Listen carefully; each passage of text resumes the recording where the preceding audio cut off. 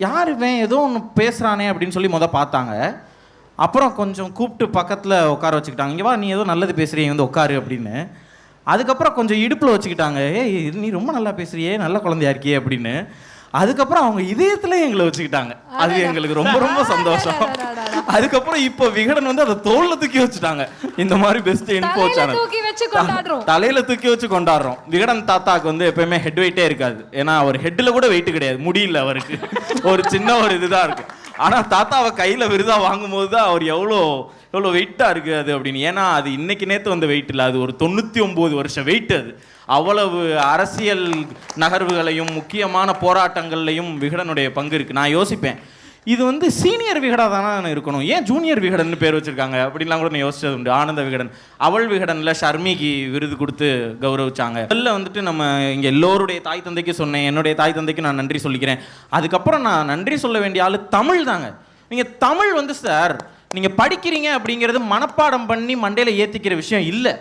அது உள்ளே போய் உணர்வுல குத்தணும். அப்படி இருந்தால் மட்டும்தான் உங்களுக்கு அது வெளிப்படும். நம்ம தமிழ்நாட்டில் மட்டும் என்றைக்குமே அறம் வந்து ஓங்கியே இருக்கும், அது குறையவே குறையாது. அறத்தினால் ஆன ஒரு மண் இது, ஒரு மக்கள் இது. கரெக்டாக தேர்ந்தெடுத்து இவங்க சரியான ஆட்கள், இவங்களை நம்ம முன்னாடி கொண்டு வரணும், இவங்க தவறான ஆட்கள், இவங்களை நம்ம விலக்கி விட்டுறணும்னு மக்களுக்கு எங்கேயோ அது எப்படியோ சொல்லிக் கொடுக்கப்பட்டிருக்கு. தமிழ் அது கற்றுக் கொடுத்துருக்கு. ஏன்னா தமிழ்நாட்டு மக்கள் தானே அது இருக்காங்க. நீங்கள் பாருங்கள், இவர் எனக்கு எவ்வளோ சீனியருங்க விக்னேஷ் காந்தன். அவரை பார்த்தோன்னு எனக்கு சந்தோஷம். ஏன்னா யூடியூப் வந்து தொடங்கணும் அப்படின்னு நம்ம யோசிக்கும் போது சார், எங்கேயோ நம்மலாம் இந்த முகம் கேஷுவலாக இருக்கும், சாதாரணமாக இருக்கும், நம்மளெல்லாம் ஏற்றுக்குருவாங்களான்னு நினச்சா, ஆளு கருப்பு, ஆளு குண்டு, எந்த விதத்துலையும் நீங்கள் வந்து இந்த முகம் ஜெயிச்சிரும் அப்படின்ற மாதிரி முகத்தை பார்த்தா தெரியவே தெரியாது. ஆனால் அவர் வெற்றியாளர் சார். அவருடைய திறமையை மதிச்சாங்க, வேற எதையுமே பார்க்கல.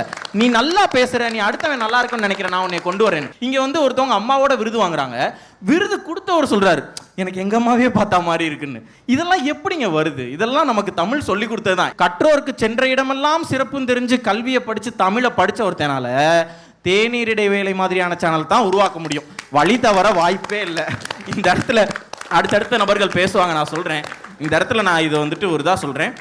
எந்த சூழலிலும் தமிழக மக்களுக்கும் ஒரு தமிழ் மண்ணுக்கும் களங்கம் விளைவிக்காத வகையில் அறத்துடன் தேநீர் இடைவேளை செயல்படும். இது தேநீர் இடைவேளையின் சத்திய வாக்கு. இந்த இடத்துல உங்க எல்லாருக்கிட்டையும் நான் கொடுக்குறேன்.